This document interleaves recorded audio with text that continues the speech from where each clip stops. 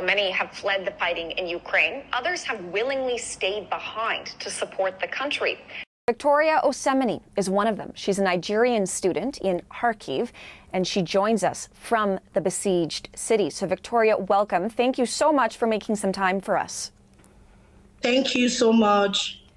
Victoria, I think a lot of people who might be listening to this might wonder why you stayed. So help us understand, why did you decide to stay in the city of Kharkiv under such dangerous and difficult conditions? The moment I woke up that morning on the 24th of February, 2022, my life changed. I felt something different and I felt Ukrainian. And that made me stay back, and that gave me the reason to keep fighting every day, because something in me just kept telling me I was different that moment I woke up that morning. So you felt as if you had to stay. You have now been there, of course, like you say, it's been more than a year now since February 24th when the invasion started. What has the past year been like for you in Kharkiv? Well, it's been tough, I must say, because the change was quite, it took me unaware. I wasn't expecting such a change in such a quick time. And it's been really tough for me handling the whole situation, but I thank God for the strength He has given me. I thank God for my family, my parents back at home. I thank God for the Ukrainians who have supported me and given me the strength to be brave like Ukraine.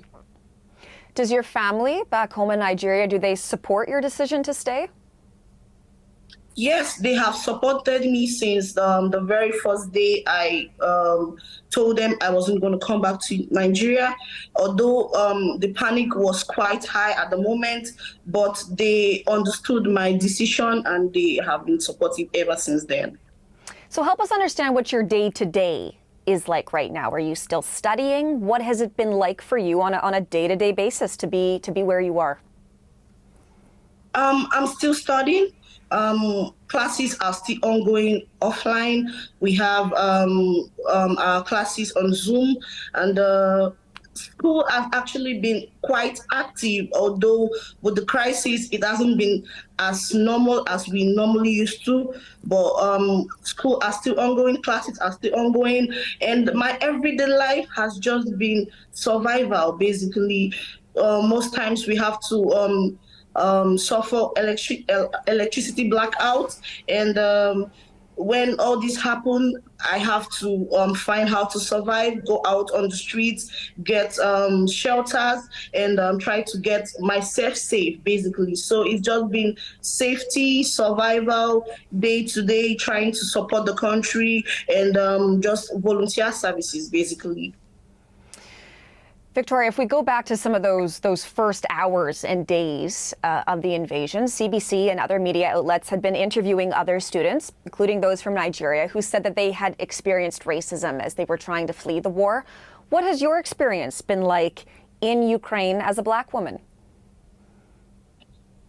I must say, first of all, I come from a country where we have been brought up in a way that I think I don't have to always feel like my skin or the color of my skin is the reason why I'm being treated a certain way.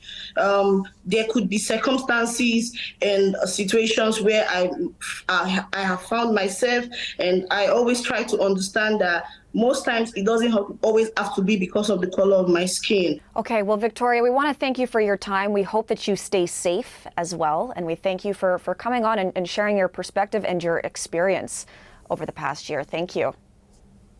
Thank you so much. Victoria Osemene for us in Kharkiv, Ukraine.